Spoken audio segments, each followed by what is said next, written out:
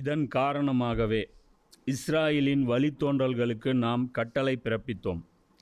எவன் ஒருவன் ஒரு மனிதனை கொலை செய்ததற்கு பகரமாக அன்றி, அல்லது பூமியில் குழப்பத்தை பரப்பிய காரணத்திற்காக அன்றி, வேறு காரணத்திற்காக மற்றவனை கொலை செய்கின்றானோ, அவன் மனிதர்கள் எல்லோரையும் கொலை செய்தவன் போல் ஆவான். அப்போ ஒரு கொலை சில காரணங்களுக்காக செய்யலாம் அப்படின்னு சொல்லிட்டு குரான் சொல்லுது. அதே தான் பைபிள்லேயும் அல்லாஹ் சொல்லியிருக்கான்.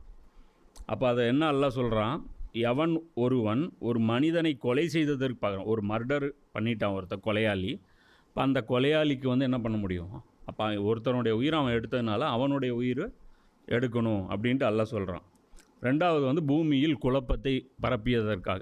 இதுதான் விளக்கமாக பார்க்கணும். குழப்பம்னா எது தெரியாது. அடுத்தது அல்லாஹ் என்ன சொல்கிறான், அன்றி வேறு காரணத்திற்காக மற்றவனை கொலை செய்கின்றானோ, அது இல்லாமல் வேறு சில காரணங்களும் இருக்குது அப்படின்னு சொல்கிறான். அவன் மனிதர்கள் அப்படி, அதாவது இந்த ரெண்டு காரணம் இல்லாமல் வேறு காரணத்திற்காக ஒருத்தன் கொலை செய்கிறான் அப்படின்னா, இப்போ இந்த காரணம் கூட அது அரசாங்கம் தான் இந்த கொலையை செய்யும். யார்? ஒரு கொலையாளிக்கு பனிஷ்மெண்ட் யார் கொடுக்கணும்?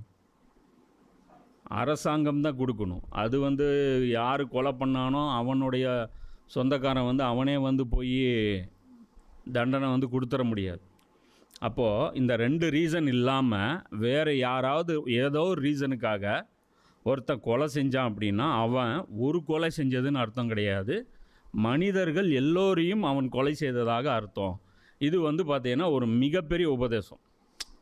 என்ன அல்லாஹ் சொல்கிறான் அப்படின்னா, மனிதன் அப்படின்னா அவனுக்கு ஒரு என்ன இருக்கணும், இன்னொரு மனிதன் மேலே தன்னை பற்றிய எப்படி அவன் தன்னை எப்படி நினைக்கிறானோ அதே அளவுக்கு அடுத்த மனுஷனை அவன் என்ன பண்ணணும், மதிக்கணும். இது இல்லைன்னு வச்சுக்கோ, உலகம் ஃபசாதில் நிரம்பிடும். புரியுதா? தன்னை மாதிரியே அடுத்தவன் நினைக்கணும். இஸ்லாத்தை பற்றி ஒன்லைனில் சொல்லணும் அப்படின்னா, ஒருவன் தன்னை போலவே அடுத்தவனை நினைப்பது, இதுதான் இஸ்லாம். அவ்வளோதான் இஸ்லாத்துடைய பேசிக் ஃபண்டமெண்டலில் இது ஒரு ஃபண்டமெண்டல். அப்போது இந்த மனிதனுக்கு அந்த அந்த உணர்வு போயிடுச்சின்னு வச்சுக்கோ, அவன் மற்றவனை தன்னை போன்ற ஒரு மனிதனை அவன் நினைக்கல அப்படின்னா அவன் ஏகப்பட்ட தீங்கு மனித குலத்திற்கு விளைவிப்பான். இது அல்லாஹ் இது அடியோடு இது ஒழிச்சு காட்டணும் அப்படின்னு சொல்லி அல்லாஹ் சொல்கிறான். ஆனால் இவங்க என்ன பண்ணிட்டாங்க, இன்றைக்கி பைபிள்லேருந்து அந்த வசனங்களை தூக்கிட்டாங்க. இப்போ அதில் தால்மூத்தில் மட்டும்தான் இருக்குது. அந்த தால்மூத்தில் அவங்க என்ன, தால்மூத்துங்கிறது என்ன, அது அவங்களுடைய அது ஃபிகா மாதிரி இமாம்கள் எழுதுகிற அந்த விளக்கங்கள், அந்த தஃப்சீர்கள் இதெல்லாம் இருக்குது இல்லையா, அது மாதிரி தால்மூத்து. அதில் அவங்க இந்த இந்த உபதேசத்தை வச்சுருக்காங்க.